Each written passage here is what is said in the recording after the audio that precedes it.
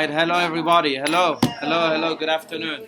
And we'll begin with chapter 7, the human image. It can be found here in these books on page 83. You'll see this chapter really focuses on the idea, the big idea, that we are here as really divine beings in the human experience. We are not human beings, we're really divine beings in a human experience. And the goal, I would say, of this chapter is really to focus on the divinity within each and every human being, and how even though what we see is a human image, it's really rooted in divinity.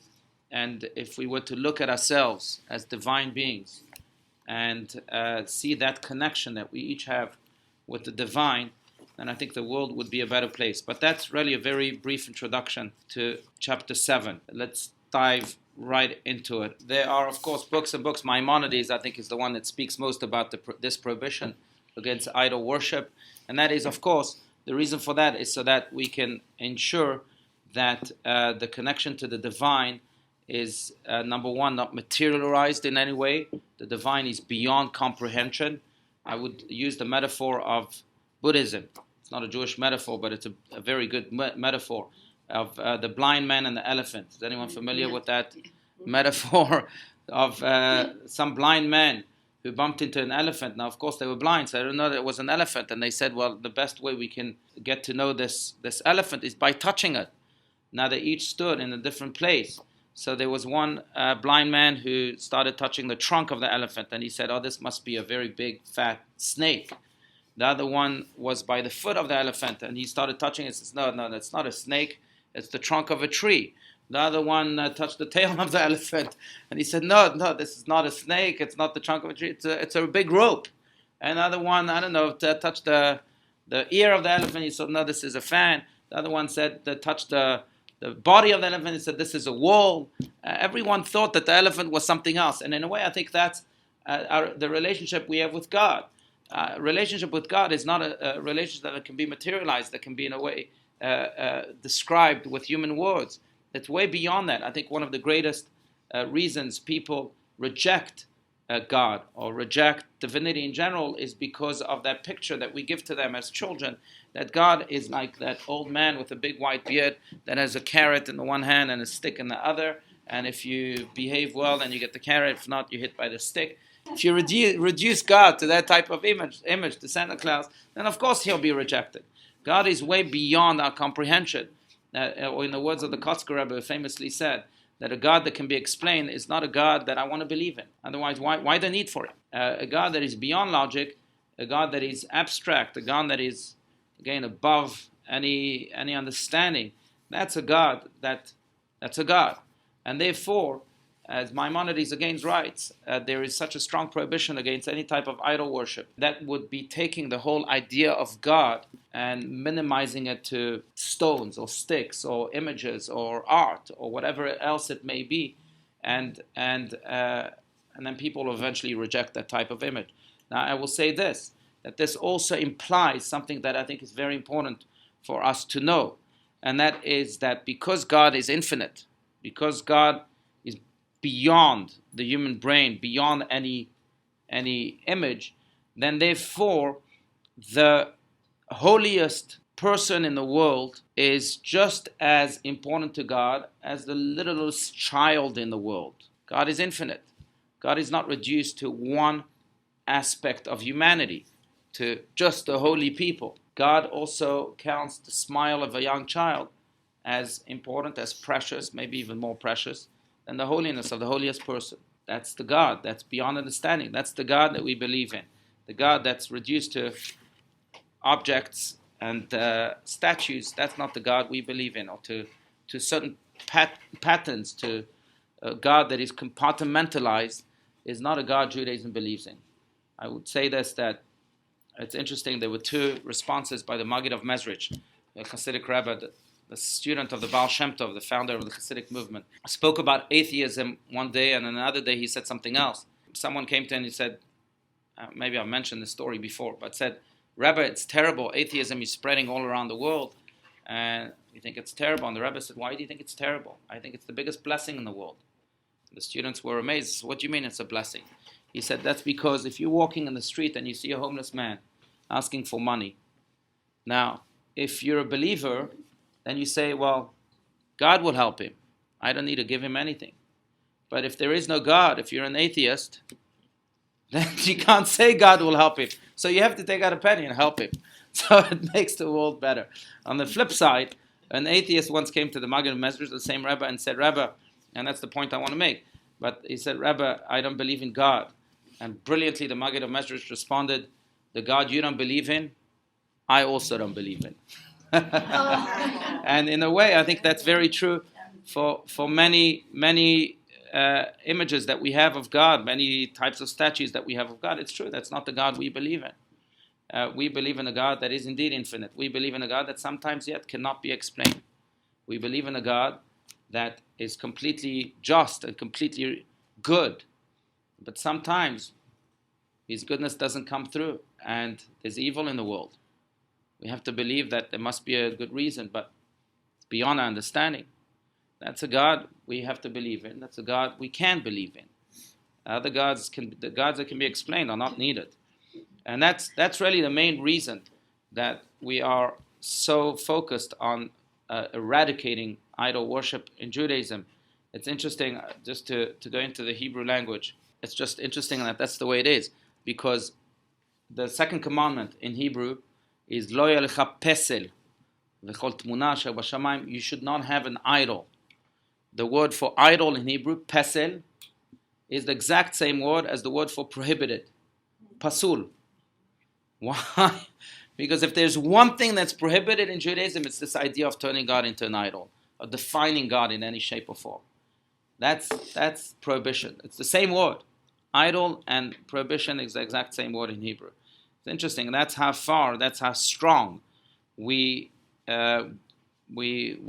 feel about this commandment. That's that. By the way, this has many practical implications. That's why, for example, in the synagogue, as you'll see, there are no images. You're not allowed to have any images of human beings, of animals, of even angels. Why?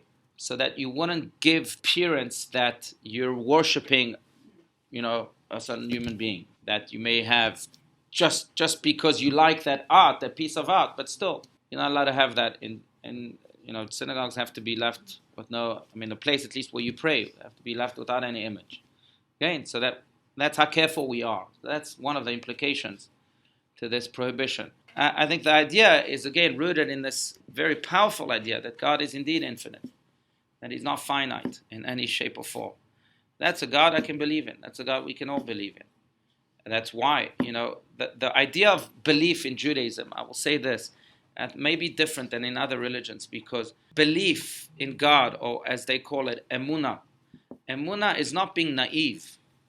God, quite the opposite, wants us to understand him. Da'et Elokei Avicha, God tells us in the Torah, know God, your Lord. We have to try and understand God. But when all intellectual options have been exhausted and I still can't understand God, that's when belief kicks in. That's when emunah kicks in. So I think it's a beautiful idea, because in a way, yes, we have to try and understand God and grasp that infinity. But we also know that there'll be a point in which that infinity won't be grasped because our brains are finite. And then that's when we relinquish and we say, you know what, then we believe in God. That's the belief in God. That's God in Judaism. It's not being naive and saying, well, okay, God is this and God is that, and trying to, portray God with all sorts of images. That's not the God we want to believe. That's not a God I think we can believe in. The only God we can believe in is a God that beyond our brain, even though we've tried to use it as best as we could. So that's really the big idea, and that's why, again, there's such a strong emphasis on idol worship in Judaism. Now, I will say this, I think that this has yet another side to it, and then we'll go into it, but if Rabbi Steinsaltz will go into this a little bit in this chapter, but if this is what we believe, right, if this is the type of God we believe in, then I think it empowers the divine being, as we each are, so much more.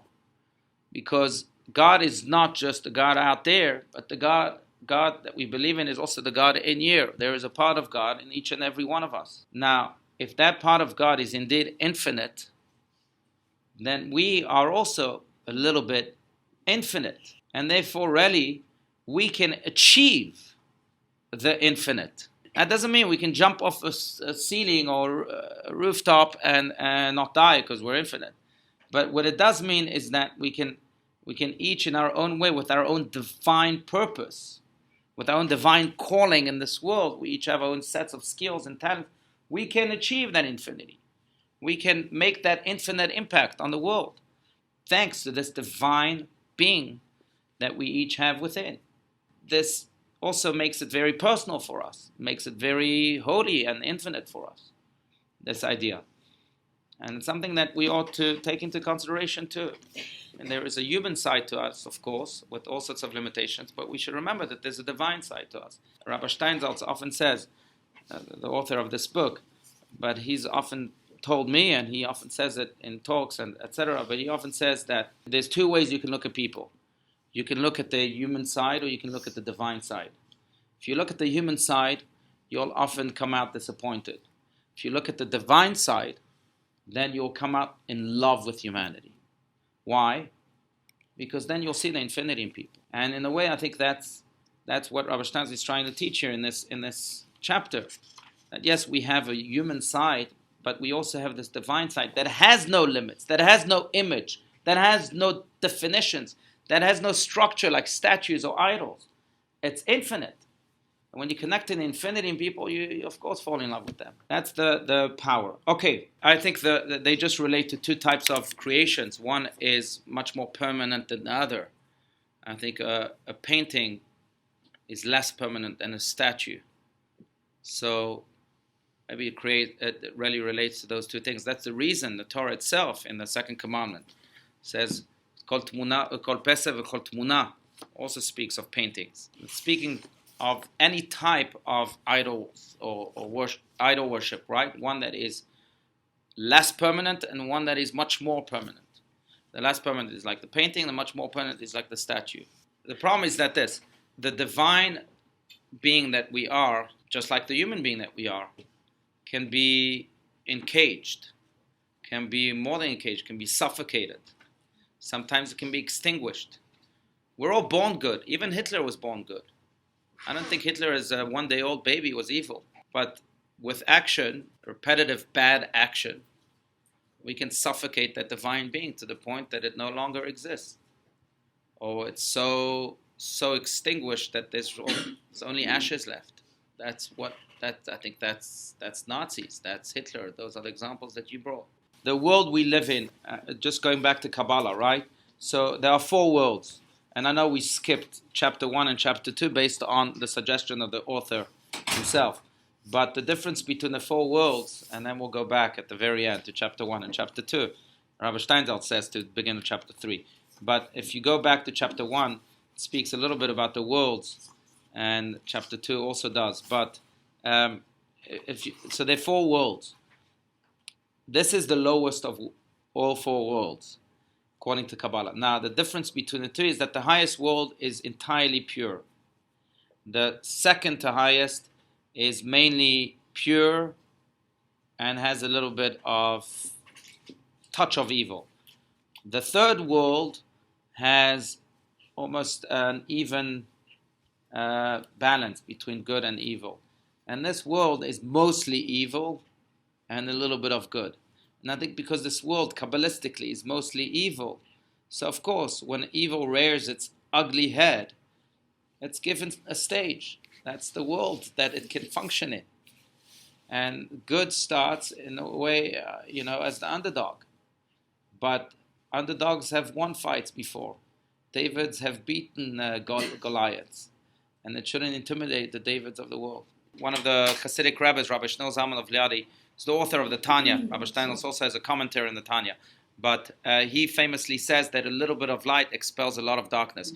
True, we live in a world where most of it is darkness, like we said. But we also have to remember that the reason why Davids can beat Goliath is because with just a little bit of light, or with just a few pebbles, we can overcome darkness. And that's the power of what you're speaking about. I think scientifically this is true. There is no existence to darkness.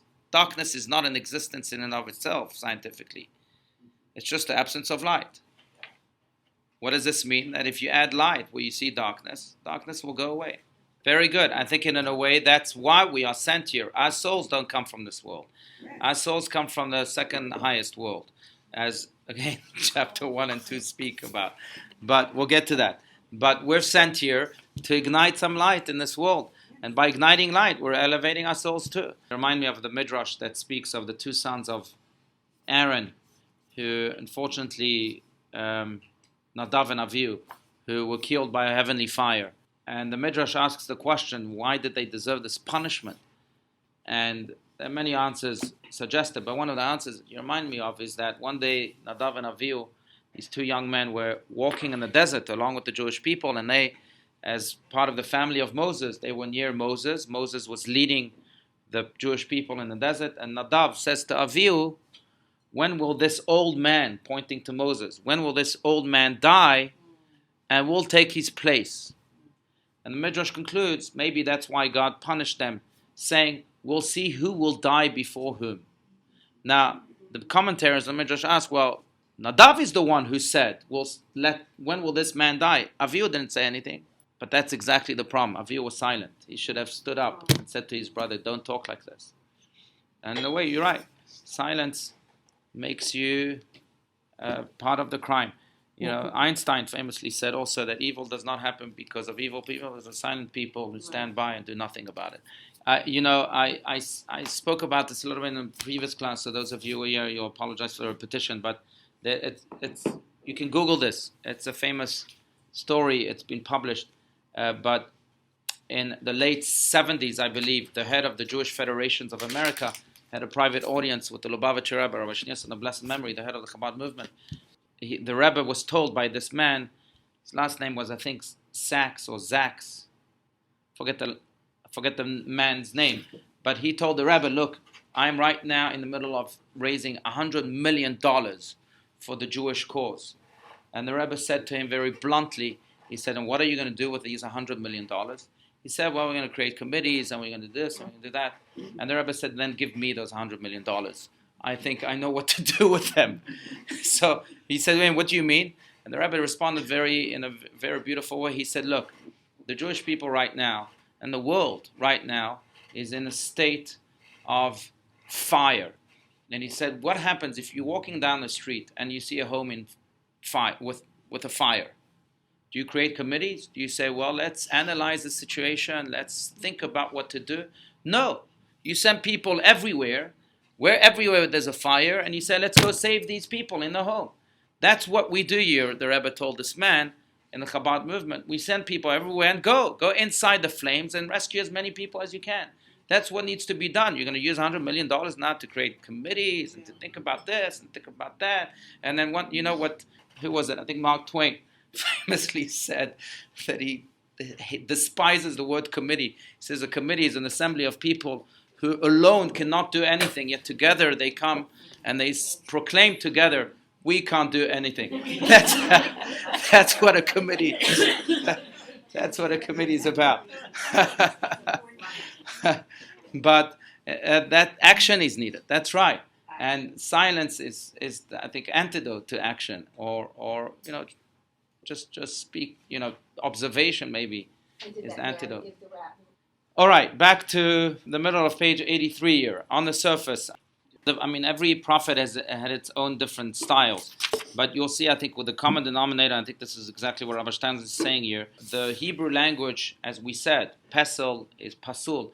Hebrew language in of itself, being the divine language, being the language with which God wrote the Torah, is very careful about idol worship in general and about using words that speak or that can connote any type of idol worship.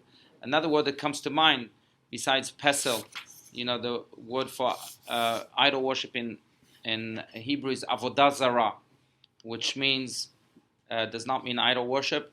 It means a strange worship. Or, not strange, zarah is foreign, maybe. A foreign type of worship. Almost against, speaking about this point, that anything that has to do with idols, statues, pictures and so on, that is foreign to the Jewish people. That is zara. It's interesting to note also that there's a whole tractate in the Talmud called Tractate Avodah Zarah. It's devoted to all sorts of idol worships that are not permitted. What's interesting is that the tractate of Avodah Zarah also speaks of these types of idol worships that are unintentional. It speaks about, and you'll excuse me for the depiction here, but it speaks about this type of idol worship. There was an idol worship called the idol of the Peor. Now, apparently, the way to worship this idol was to urinate on it. Now, the tractate in Avodah Zarah in the Talmud asks the question of what if a Jew did not know that this is the way you worship the idol, and he needed to go to the restroom, and he found this idol in the restroom, and he urinates on it. Did he commit a sin? Did he transgress this prohibition of idol worship? He didn't know after all. And the Talmud proclaims, and that's how careful we are about idol worship, that yes, even though the intention really does not come into play when we speak of other mitzvahs, here we don't look at the intention, we look at the action, and if he did so even though he wasn't aware, then it's considered to be a sin. Even though you didn't know that you were performing an act of idol worship, you still are held liable because we're so careful about this prohibition. So I'm just saying it's so foreign, this idea, this prohibition is so foreign that we go to the extent of making an exception in the laws of mitzvot, in the laws of action, saying that even though you didn't intend to, you are still held liable. That's how careful we are. Now, that's how much we repudiate, as Rabbi Steinsaltz says, this idea. I just want to add one thing also about idol worship comes to mind. It's an interesting side to it. In idol worship, as many of you know, there are actions and there are words also, words recited to idols. And there's gestures also that are part of the communication towards idols. Now, I will say this, that there are things in Judaism that we do not do. Why? Just in case this might be the type of communication that people have used for idol worship. People are very careful about that. So, for example, give you an example. We are very careful that if we have to bow down, Muslims do the same thing. If we have to bow down on the floor, we bow down with a carpet, or we bow down with something separating us and the floor. Why? So that it doesn't seem like we are turning the floor into an idol. We might be bowing down to the stones themselves and turning them into idols. So just because of that, we have to put this carpet or the same thing that separates the two. That's how careful we are.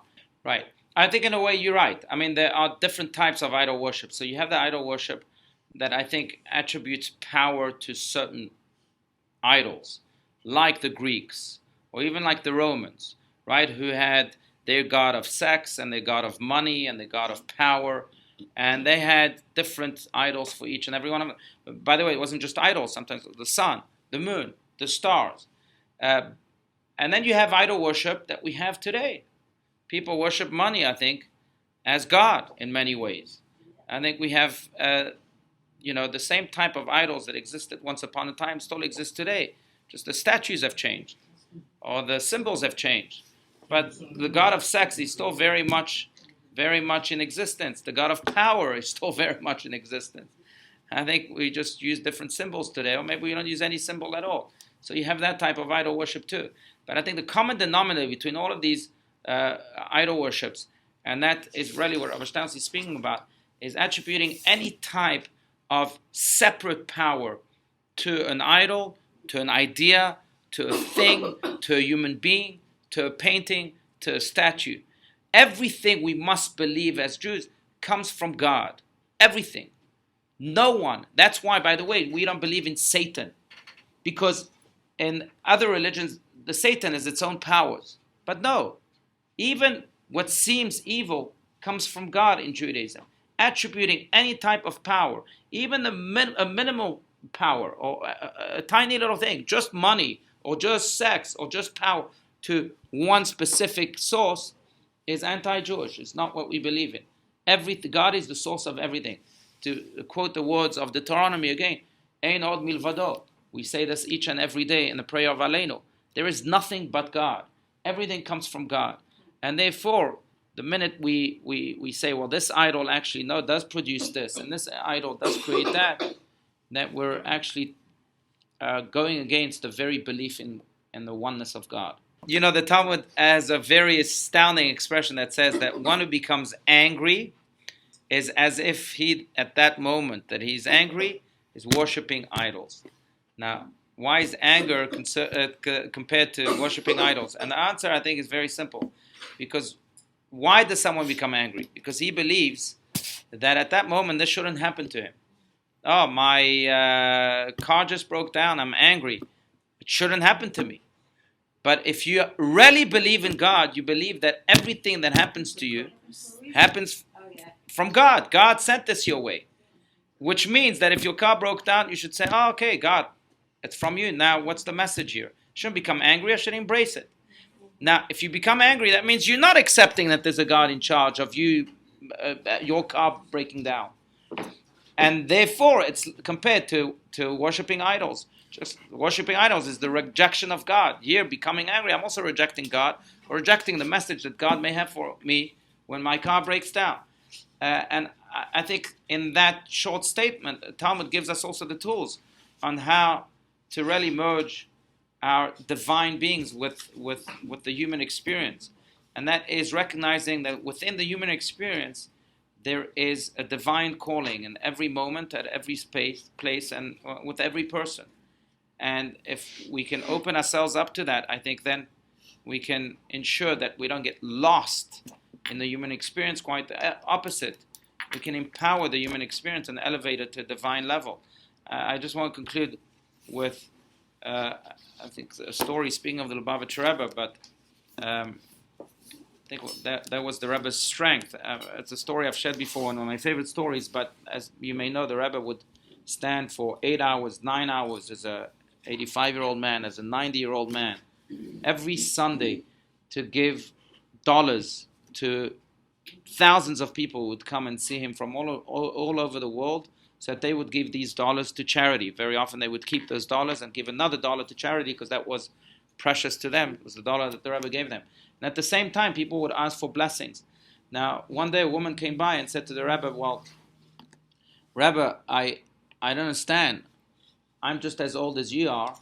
I couldn't stand here for more than an hour on my feet, greeting so many people.